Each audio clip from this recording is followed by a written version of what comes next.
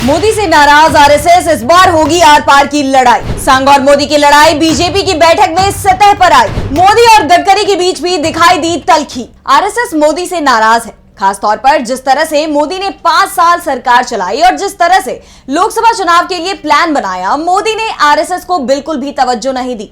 RSS के करीबी नीतीश गडकरी का तो टिकट तक काटने की तैयारी कर ली गई थी और टिकट मिला तो उन्हें हराने का प्लान तक बनाया गया था। गडकरी को जिताने के लिए संघ ने अपनी पूरी ताकत झोंक दी थी। उसके बावजूद गडकरी मुश्किल से चुनाव जीत पाए। गडकरी के चुनाव जीतने पर बीजेपी के कई नेता खुश नहीं दिखाई दे रहे हैं, तो दूसरी तरफ जिस तरह से गडकरी को चुनाव हराने की कोशिश हुई और जिस तरह से नरेंद्र मोदी ने चुनाव के दौरान संघ की बिल्कुल नहीं सुनी, उल्टा जेपी नड्डा ने जिस तरह से बीच चुनाव में संघ को धमका ही दिया, यहां तक कह दिया कि हमें संघ की जरूरत नहीं है, उसे लेकर संघ अलग से नाराज है। क्योंकि यह माना जा रहा है कि नड्डा ने जो भी कुछ कहा था वो पीएम मोदी के इशारे पर ही कहा था, नहीं तो जेपी नड्डा संघ के खिलाफ बोलने की हिम्मत तक नहीं जुटा पाते। मोदी संघ को अपनी ताकत दिखाना चाहते थे, बताना चाहते थे कि वो अपने दम पर ही 400 पार सीट ला सकते हैं, लेकिन चुनावों के बाद अब नरेंद्र मोदी बैकफुट पर दिखाई दे रहे हैं।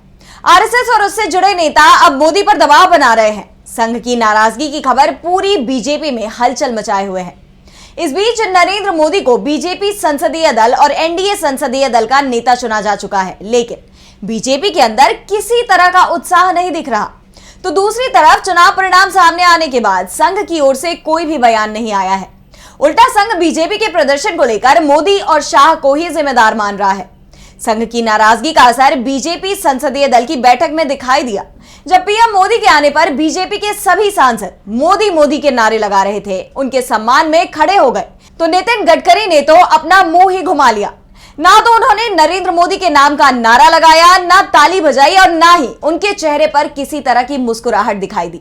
यहां तक कि जब सभी सांसद मोदी के सम्मान में खड़े हो गए, उस समय भी गडकरी अपनी सीट पर बैठे रहे हैं। गडकरी को आरएसएस का करीबी माना जाता है और दावा तो यहां तक किया जा रहा है कि बीजेपी हाईकमान ने इस बार गडकरी का टिकट काटने की तैयारी कर ली थी। अगर संघ ने बीजेपी हाईकमान के फैसले पर वीटो नहीं लगाया होता तो गडकरी को टिकट भी नहीं मिलता, लेकिन अब संघ मोदी सरकार के पर कतरने की तैयारी में है और दावा किया जा रहा है कि इसकी शुरुआत बीजेपी संगठन से होने वाली है। बीजेपी संगठन में बड़ा बदलाव होने वाला है। नड्डा की कुर्सी जाने वाली है। मोदी सरकार में भी इस बार मंत्रियों को लेकर संघ की पसंद ही हावी रहने वाली है। इस बीच दावा तो यहां तक किया जा रहा है कि संघ ने मोदी का विकल्प तलाशना भी शुरू कर दिया है। इसके बाद ये भी सवाल उठ रहे हैं कि क्या संघ पीएम मोदी को कार्यकाल पूरा करने देगा।